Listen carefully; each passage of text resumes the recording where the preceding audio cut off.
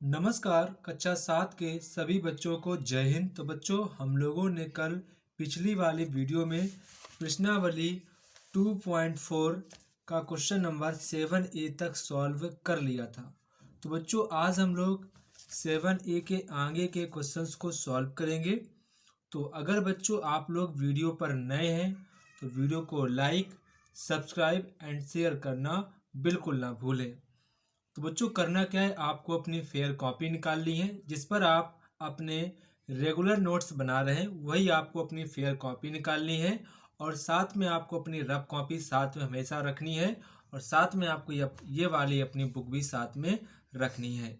तो बच्चों, करना क्या है, आपने जहाँ पर क्वेश्चन नंबर 7A को सॉल्व किया था, अगर आपके पास उस पेज में जगह है तो आप उसी पेज पर डाल देंगे 7B, और इस वाले क्वेश्चंस को हम लोग सॉल्व करेंगे।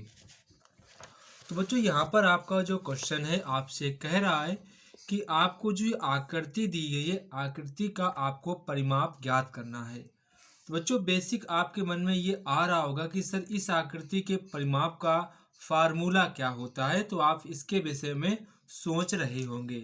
तो बच्चों, यहाँ पर आपको बात समझनी चाहिए कि जब भी आपको कोई भी आकृति होती है, अगर उसका परिमाप का फार्मूला पूछा जाए, तो जो परिमाप का फार्मूला का मतलब ही होता है सभी भुजाओं की लंबाइयों का योगफल। सभी सभी भुजाओं भुजाओं की लंबाइयों का योगफल। तो इसका मतलब यही होता है, अगर आप किसी भी आकृति का आपको परिमाप का फार्मूला नहीं पता है तो आप ये फार्मूला लगा सकते हैं। ये फार्मूला आपका सभी में वैलिड होता है। ठीक है, चाहे आपका आयत हो, चाहे आपका ट्रायंगल हो, कोई भी आपकी फिगर होगी उसमें ये आपका वैलिड होगा। ठीक है, जैसे कि अगर हमारी ये 4 है, ये 5 है, ये आपकी यहाँ पर 5 है, तो अगर आपसे कोई कहे इसका परिमाप बताओ, अगर आपसे कोई भी कहे कि भैया इस आकृति का परिमाप बताओ, तो परिमाप का बच्चों मतलब होता है यहाँ पर सभी भुजाओं की लंबाइयों का योगफल। तो यहाँ पर आपकी भुजा 4 है, फिर 5 है, फिर 5 है, इनको आपको जोड़ना है। 5 5 10 और 4 14। तो ये आपका परिमाप आ जाएगा 14 सेंटीमीटर। कितना आ जाएगा? 14 सेंटीमीटर। वहीं पर अगर बच्चों मैं बोल दूँ इस आकृति ये आपकी 10 सेंटीमीटर है, ये आपकी 20 सेंटीमीटर है, ये आपकी 5 सेंटीमीटर है, ये आपकी 5 सेंटीमीटर है। अगर मैं आपसे कहूँ इस वाली आकृति का परिमाप मुझे बताइए, तो आपको इस वाली आकृति का परिमाप का फार्मूला नहीं भी पता होगा तो भी कोई बात नहीं, आपको जनरल फार्मूला पता होना चाहिए कि एक्चुअल में जनरल फार्मूला क्या होता है।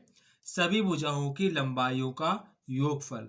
तो यहाँ पर आप सभी भुजाओं की लंबाइयों का योग कर दो। ये आपकी 10 है, 10 लिख लो। ये आपकी 20 है, 20 लिख लो। ये आपकी 5 है, इसको 5 लिख लो। ये आपकी 5 है, इसको इन सभी को आपको जोड़ देना है। तो 10 20 आपका 30 हो जाएगा। 30 और 10 आपका हो जाएगा 40 सेंटीमीटर। तो बच्चों, इस आकृति का परिमाप आपने निकाल लिया, कितना आया? 14 सेंटीमीटर। और इस वाली आकृति का जो आपका परिमाप है वो आपका 40 सेंटीमीटर आ गया है। तो ये मैंने आपको चीज़ समझाई है ताकि आप पहले चीज़ों को समझ जाएं। आप अगर चाहो तो अपनी फेयर कॉपी में ऊपर जो आपकी यहाँ पर जगह होती है वहाँ पर आपको ये चीज़ लिख लेनी है ताकि आपको चीज़ें ध्यान बनी रहें। अब बच्चों हम लोग क्वेश्चंस पे जाएंगे, तो अब आप क्वेश्चंस को अच्छे प्रकार से समझ पाएंगे। तो ये आपका 7B है, क्वेश्चन नंबर 7B। यहाँ पर आपको आकृति दी गई है, इस टाइप की आकृति बनी है। तो आप लोगों को भी अपनी फेयर वाली बुक में जो आपकी कॉपी है, सॉरी, उसी में आपको ऐसे फिगर को बना लेना है। तो इस वाली लंबाई है 1/5/3 सेंटीमीटर। इसका है 1/3/2 सेंटीमीटर। इसका है 2/4/3 सेंटीमीटर। और इसका है 2/3/2 सेंटीमीटर। इसका है 2/2/3 सेंटीमीटर।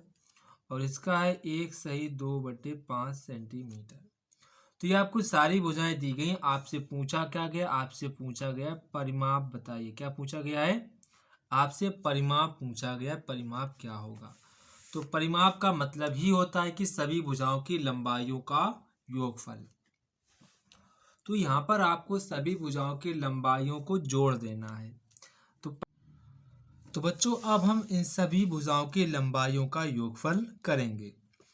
तो बच्चों यहाँ पर आपकी जो पहली साइड लिखी है 2 सही 4/3, तो इसको हम कैसे लिखेंगे, द्वितीय 6, ये आपका 6 हो जाएगा, और 4 10, तो 10/3 कितना लिखेंगे, 10/3, प्लस का साइन लगाएंगे। अब आपकी नेक्स्ट साइड है 3 एकन 3 और 5 8, 8/3 कितना हो जाएगा, 8/3। फिर आपका है 2 एकन 2 और 3 5, तो 5/2 कितना हो जाएगा, 5/2 आपका यहाँ पर हो जाएगा 5/2। इसके बाद आपका 5 एकन 5 2 7, तो आपका हो जाएगा 7/5 कितना हो जाएगा, 7/5। इसके बाद 3 दूनी 6, 6 2 8, 8/3। इसके बाद आपको यहाँ पर करेंगे दूनी 4, 4 3 7, 7/2, तो 1 2 3 4 5 6, 1 2 3 4 5 6, तो आपकी सारी भुजाएं लिख गई हैं। अब बच्चों मुझे करना क्या, इनका लासा लेना है। ठीक है, यहाँ पर 3 है 5 है ये आपका, तो इसका बच्चों लासा आपका आएगा 30। कितना आएगा, 30 आपका लासा निकल के आएगा। जब बच्चों आप इसका भाग इसमें दोगे 10 बार जाएगा, 10 का गुणा इसमें करोगे तो आपका 100 हो जाएगा, 10 का गुणा इसमें करोगे तो आपका 80 हो जाएगा। फिर अब जब 30 में आप 2 का भाग दोगे तो 15 बार जाएगा, 15 गुणा जब 5 में करेंगे तो 15 पंचे आपका 75 हो जाएगा। इसके बाद जब आप 30 में जब 5 का भाग देंगे 6 बार जाएगा, 6 का गुणा 7 में करेंगे तो 7 संग आपका 42 हो जाएगा। कितना हो जाएगा, 42 हो जाएगा। फिर प्लस का साइन लगाएंगे, 30 में जब 3 का भाग देंगे 10 बार जाएगा, 10 का गुणा 8 में करेंगे तो आपका 80 हो जाएगा। इसके बाद जब यहाँ पर आप भाग देंगे तो आपका पूरा 15 बार जाएगा, 15 का गुणा जब इसमें करेंगे तो 15 सत्ते, यहाँ पर आपको पता होना चाहिए 15 सत्ते कितने होते हैं। तो अगर आपको नहीं पता तो ऐसे गुणा कर लो, 15 5 सत्ते 35 का 3, तो आपका हो जाएगा 15 सत्ते आपका 105 होता है। ठीक है, अब बच्चों करना क्या है, आपको इन सभी को ऐड करना है। ठीक है, इन सभी को ऐड करने बटे में आपको 30 रखना है, 30 आपको बटे में रखना है। तो बच्चों आपको करना क्या है, आप अपनी रफ कॉपी में इन सभी को ऐड करेंगे। तो जब आप ऐड करेंगे तो आपका 482 है। कितना आएगा, 400 आपका 82 आएगा। ठीक है, 482 पीछे आप लिखेंगे सेंटीमीटर। तो ये बच्चों आपका परिमाप निकल के आ जाएगा, आपका ये परिमाप निकल के आ जाएगा। अब बच्चों यहाँ पर आप वीडियो को पॉज करके इस क्वेश्चन को आसानी से नोट कर लेना है। अब बच्चों यहाँ पर हम लोग क्वेश्चन नंबर नेक्स्ट सॉल्व करेंगे। तो आपका क्वेश्चन नंबर जो नेक्स्ट है,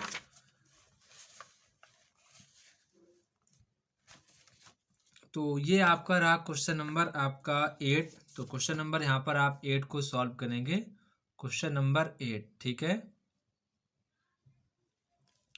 बच्चों, यहाँ पर आपका क्वेश्चन नंबर 8 आप लोग अपनी रफ कॉपी में एक बार आप लोग लगाने का प्रयास करेंगे। आसान सा क्वेश्चन है, आप लोग लगा सकते हैं। ये आपका क्वेश्चन है, एक गांव में रहने वाले कुल लोगों में से 1/5 भाग नौकरी करते थे, 1/4 भाग व्यापार करते थे, 1/3 भाग खेती करते थे। तो उस गांव में कितने भाग लोग बेरोजगार हैं, वो यहाँ पर आपसे पूछा गया है कि कितने लोग हैं जो मतलब कि बेरोजगार लोग रहते हैं, ये यहाँ पर आपको बताना है। ठीक है, आप सभी लोग क्वेश्चंस को एक बार पढ़ लेना है ताकि आप क्वेश्चंस को समझ पाएं। ठीक है, तो बच्चों यहाँ पर आपका क्वेश्चन नंबर है 8, क्वेश्चन नंबर आपका 8 है ये। ठीक है, क्वेश्चन नंबर आपका 8 है। तो यहाँ पर आप लिखेंगे गांव में नौकरी करने वालों का भाग। क्या लिखेंगे, गांव में नौकरी करने वालों का भाग कितना भाग था, 1/5 भाग। कितना था, 1/5 भाग। वहीं पर अगर आपसे पूछे व्यापार, तो बच्चों आपको बार बार लिखने का आवश्यकता नहीं है। व्यापार में बच्चों कितने थे, व्यापार में 1/4 लोग थे, और जो खेती किया करते थे, खेती, ये आपको बार बार लिखने की आवश्यकता नहीं है, लिखना चाहो तो लिख सकते हो, ना लिखना चाहो तो नहीं लिखो, ठीक है। 1/3। तो आपसे पूछ रहे हैं कि गांव में कितने लोग थे जो युवा हैं, बेरोजगार हैं, ये आपसे पूछा गया है। तो बच्चों यहाँ पर आपको पता होना चाहिए गांव में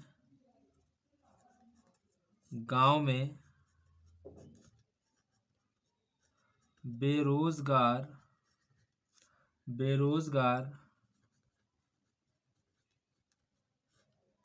युवकों का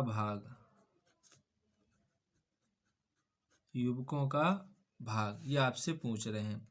तो कुल भाग कितना होता है? कुल भाग हमेशा 1 होता है। अगर आप 1 में से इन सभी को जोड़कर घटा देंगे तो बच्चों आपके जो भी युवा बेरोजगार है उसका आंसर आपके पास आ जाएगा, ठीक है। तो करना क्या बच्चों, इसको आपको सॉल्व करना है, ठीक है। इसका जो आपका लासा आएगा, लासा आपका आएगा 5 4 3 का लासा आएगा 60। कितना आएगा? 60 लासा आएगा। कितना आएगा? 60। 5 का भाग जब 60 में देंगे तो आपका जाएगा 12 बार, 12 लिखेंगे, प्लस 60 में जब 4 का भाग देंगे तो आपका 15 बार जाएगा। फिर 60 में जब 3 का भाग देंगे तो आपका 20 बार जाएगा। इसके बाद 1 माइनस के इन सभी को जोड़ेंगे तो आपका आ जाएगा 47/60। कितना आएगा? 47/60। कितना आएगा? 47/60। अब आप इसका लासा लेंगे तो लासा आपका आएगा 60। कितना आएगा? 60। 60 का भाग 1 में देंगे तो 60 बार जाएगा। 60 का गुणा इसमें कर देंगे, 1 में तो 60 आ जाएगा। 60 का भाग 60 में देंगे तो आपका 1 बार जाएगा। 1 का गुणा करेंगे 47 में, ठीक है। जब बच्चों हम लोग 60 में 47 घटाएंगे तो आपके बचेंगे 13। कितने बचेंगे? 13/60। तो ये बच्चों हमारा आंसर आ जाएगा 13/60। तो अब आप क्वेश्चंस को नोट करो, वीडियो को पॉज करो और क्वेश्चंस को नोट कर लो। क्वेश्चन को नोट आप सभी बच्चे कर लेंगे, ठीक है। इसके बाद आपका क्वेश्चन नंबर नेक्स्ट है, क्वेश्चन नंबर 9। कह रहे हैं कि आप अभी अगर आपने नोट ना किया तो वीडियो को पॉज किया करो, फिर नोट कर लिया करो, ठीक है। इसके बाद आपका क्वेश्चन नंबर 9 है, -7/8 में कौन सी भिन्न जोड़ी जाए ताकि उसका जो योगफल है 5/8 प्राप्त हो जाए। मतलब कि इसमें क्या चीज़ जोड़ी जाए कि इसका योगफल 5/8 आ जाए। ये मुझे नहीं पता कि क्या उसमें जोड़ा जाए ताकि आपका योगफल है 5/8 आ जाए। तो मैंने कहा अगर मुझे नहीं पता है तो मैंने मान ली कि माना कि x भिन्न जोड़ी जाए। मैंने मान लिया कि माना कि x भिन्न जोड़ी जाए, x भिन्न जोड़ी जाए, मैंने ये मान लिया, ठीक है, मान लिया। अब आपसे क्वेश्चन में क्या बोला गया है? क्वेश्चन में आपसे बोला गया है -7/8। क्वेश्चन पढ़िएगा आप सभी लोग। -7/8 में कौन से भिन्न जोड़ी जाए? तो -7/8 में मैंने कहा x अगर जोड़ दो तो आपका आंसर 5/8 आना चाहिए, ऐसा आपसे क्वेश्चन में बोला गया है। अब जब आपके उधर जाएंगे तो आपने कहा सर ये तो पहले से इधर है। जब आपके उधर जाएंगे तो आपने कहा सर ये प्लस के हो जाएंगे। कैसे हो जाएंगे? प्लस के हो जाएंगे। अब बच्चों यहाँ पर आपका हर समान है तो ये ऊपर में जुड़ जाएंगे तो 5 और 7 कितने होते हैं? 12। अब आप इसका सिंप्लीफिकेशन कर दो। 2 छंग 12, 2 चाकू 8, 2 तियां 6, 2 दूनी 4। तो बच्चों यहाँ पर आपकी x की वैल्यू निकल कर आ गई 3/2। कितनी आ गई? 3/2। यही बच्चों आपका आंसर हो जाएगा, 3/2 आपका आंसर हो जाएगा, ठीक है। आपका आंसर ये हो जाएगा। अब आप वीडियो को पॉज करो और क्वेश्चंस को नोट कर लो, ठीक है।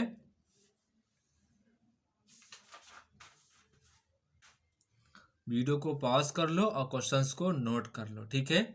अब बच्चों यहाँ पर हमारा क्वेश्चन नंबर लास्ट बचा है कि निम्न भिन्नों को आपको आरोही क्रम में लिखना है। मतलब कि आपको छोटे से बड़े क्रम में भिन्नों को लिखना है, ठीक है। तो काफ़ी आसान रहता है ऐसे भिन्नों को लिखना। मैं आपको एक ट्रिक बताऊंगा, उससे आप जल्दी से लिखना सीख जाएंगे। तो ये आपका 10 का ये आपका पहला पार्ट है। कह रहे हैं कि 3/5, फिर आपका है 7/9, फिर आपका 11/3। कितना है? 11/3। बच्चों पहले आप इसको समझ लेना है, बाद में नोट करेंगे तो आप चीज़ों को समझ जाएंगे। देखो बच्चों पहले आपको करना क्या है? पहले आपको ये करना है कि इनका जो आपके बटे में 5, 9, 13 इनका आपको एलसीएम निकालना है। इनका आपको पहले क्या करना है, अपनी रफ कॉपी में इनका एलसीएम निकालना है। पहले बच्चों आप सभी लोग वीडियो को पॉज कर दो और एलसीएम निकालो। देखते हैं कितने बच्चे इसका एलसीएम निकाल पाते हैं। एलसीएम में कैसे निकालना होता है, ऐसे निकालना होता है। 5 लिखो, 9 लिखो, 13 लिखो, फिर ऐसे लगाते हैं हम लोग, ऐसे लिखते फिर जल्दी निकालते हैं। तो ऐसे आपको निकालना है, फटाक से निकाल के बताओ कितना आएगा। ठीक है, वीडियो को पॉज कर दो, फिर लगाने लगा करो, फिर वीडियो को ओपन कर लो, फिर चेक कर लो कि हमारा सही आया है या नहीं आया। अगर आप ये करोगे तो आपकी जो मैथमेटिक्स है काफ़ी अच्छी हो जाएगी। तो बच्चों 5, 9, 13 का अगर आप एलसीएम निकालेंगे तो बच्चों आपका जो एलसीएम है 585 आएगा। कितना आएगा, 585 आपका एलसीएम निकल के आएगा। ठीक है, अब बच्चों यहाँ पर आप क्या करना है, यहाँ पर आपको 3/5 कितना देना, 3/5। अब बच्चों यहाँ पर आपको ये पता करना 5 में कितने का गुणा करूँ ताकि आपका 585 बन जाए। तो करना क्या आपको, करना क्या है, 3/5 जो करना क्या है आपको, 5 में कितने का गुणा करूँ ताकि आपका 585 बन जाए।